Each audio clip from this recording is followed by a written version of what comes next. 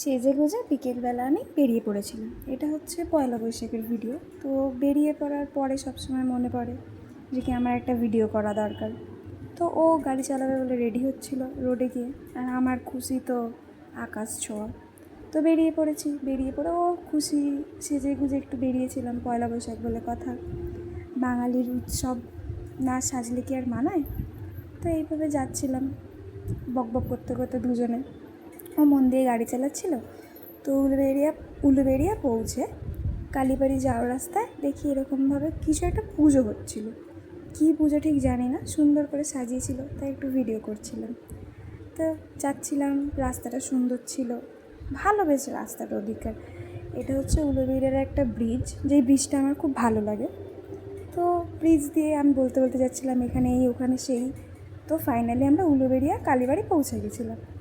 গিয়ে গাড়ি পার্কিং করে আমি তো গঙ্গা দেখছিলাম, বলছিলাম যে কি এখানে এই করতাম, এখানে সেই করতাম, মানে কথা বলার তো আমার কোনো শেষ থাকে না। তো দেখতে দেখতে দুজনে মিলে একটু হেঁটে হেঁটে যাচ্ছিলাম মন্দিরের দিকে। তো আমি ভিডিও করছিলাম একটু, ও জানতো না আমি ভিডিও করছি। তো আমি হিল পরেও ছায়াটা দেখলে বোঝা যায় কি কতটা নাটা ওর দিয়ে। তো এইভাবে যাচ্ছিলাম দুজনে হেঁটে হেঁটে, গিয়ে মন্দিরে ঢুকলাম। ঢুকে এই দেখি আরতি হচ্ছে, মনটা ভালো হয়ে গেল। কিন্তু দুর্ভাগ্যক্রমে ছোট্টখাট্টো মানুষ, পা উঁচু করেও ঠাকুরকে দেখতে পাচ্ছি না। তো এদিক সেদিক ওদিক করে মানে গলে গালে যা হোক করে একটু ঠাকুরটাকে দেখলাম। তো মাকে খুবই সুন্দর লাগছিল, সেদিনকে সাজানো হয়েছিল, প্রচুর ভিড় ছিল যেহেতু পয়লা বৈশাখ ছিল, মানে লোকের দাঁড়াবার জায়গা ছিল না, এতটাই ভিড় ছিল। তো এরকম মন্দির ঘুরছিলাম। তো আমি তো ঠাকুরটা দেখে বেরিয়ে আসছিলাম। এবার এসে ভাবছিলাম যে কি সামনে থেকে দেখবো। তো সামনে যাচ্ছিলাম গুতোগুতি করে করে, কোনো কারণে গিয়ে একদম সামনে থেকে ঠাকুরটাকে দেখব। তো গিয়ে ফাইনালি আমি ঠাকুরটাকে দেখি, সামনে থেকে আরতি করা দেখলাম, কি সুন্দর লাগছে একবার দেখো। তারপর মন্দিরটা পুরোটা দেখাচ্ছিলাম তোমাদেরকে ভিডিও করে। তারপর ওখানে একটা কৃষ্ণ মন্দির ছিল, শিব মন্দির ছিল। তো প্রথমে আমি শিব মন্দিরে ঢুকতে একটু ভয় পাচ্ছিলাম এই পুরোহিতগুলোকে দেখে। তো ওরা বললো আসো আসো ভিতরে আসো। তা আমি গেলাম, গিয়ে পুজো টুজো দিলাম, নাম ফাম বললাম, বলে টিপ পরিয়ে দিয়েছিল একটা ছোট্ট লাল সুন্দর করে। তো বলে এবার আমাকে বললো যদি জল ঢালতে চাও ওদিকে গিয়ে বাবার মাথায় জল ঢালতে পারো। তো জলটা ঢাললাম, মনের যা ইচ্ছা ছিল বাবাকে বললাম, খুব ভালো লাগছিল। বাবার মাথায় পুরো মানে ফাঁকা শান্তিভাবে জল ঢালছিলাম। ঢেলে প্রণাম টনাম করে বাইরে বেরোলাম। বেরিয়ে মন্দির ঘুরছিলাম, ঘুরতে ঘুরতে কৃষ্ণ মন্দিরে গেলাম। গিয়ে কৃষ্ণ ঠাকুরের কাছে একটু প্রণাম করলাম, সুন্দরভাবে ঠাকুরটাকে দেখলাম, খুব সুন্দর দেখতে রাধাকৃষ্ণটাকে লাগছিল, মানে ঠাকুর সুন্দরী যতই সুন্দর বলি।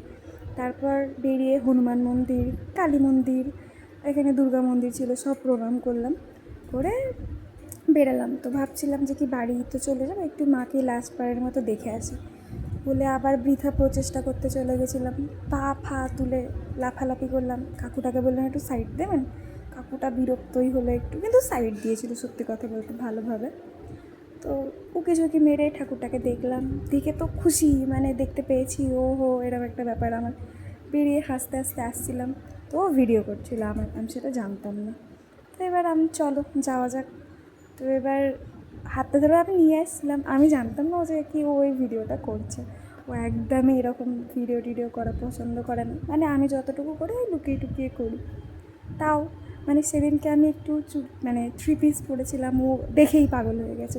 বাইরে বেরিয়ে জুতো পরার এতটা ভিড় দেখলাম, মানে কষ্ট করে কাকুটার কাছ থেকে যা করে জুতোটা নিয়ে বাইরে বেরিয়ে একটা বাচ্চাকে দেখলাম, কেউ বাবার সাথে এরকম বেলুনগুলো ফোলাচ্ছিল, খেলছিল। মানে শুধু বাচ্চাটার খেলা দেখছিলাম এটা বলা ভুল, আমিও ছিলাম। তো আমি আমার ভিডিওটা অ্যাড করিনি। তো আমি ওই বাচ্চাটার সাথে এরকম খেলা করছিলাম, করতে করতে একটু এলাম, গঙ্গার পাড়ে দাঁড়ালাম। বাচ্চাটাকে খুব মিষ্টি লাগছিলো, মানে বাচ্চা হয়ই সুন্দর। তো গঙ্গার পাড়ে দাঁড়িয়ে দাঁড়িয়ে মিস করছিলাম, কেন কি এখানে মার সাথে যেতাম, এখানে আমার একটা দিদার বাড়ি আছে। তো ওকে বলছিলাম ওইখানে দিদার বাড়ি, এই সেই। তো গঙ্গায় জল কম ছিল, মানে এরকম কথাবার্তা আমি বলতেই থাকি পাগলের মতো। তো বলে বেরিয়ে চলে এলাম। এসে একটু চা খেতে ঢুকেছিলাম। তো যাচ্ছিল চায়ের জন্য বলতে, আমার ওড়নাটাকে কি বিচ্ছিরিভাবে পকেটে পুরলো, দেখে একটু কষ্টও লাগলো। তারপর গিয়ে চাটা খেলাম, খেয়ে তখনও মানে চাটা এসছে, আমি বকেই যাচ্ছি, কথা বলার কোনো শেষ নেই আমার। তো ভিডিও করছিল আশপাশটা, বললাম আশপাশটা দেখাও, আশপাশটা দেখাও, মানে দেখুন ভিডিওতেও বকছে। চলো এবার বাড়ি যাওয়া যাক, এরকম একটা ব্যাপার। তো দেন বাড়ি চলে এলাম।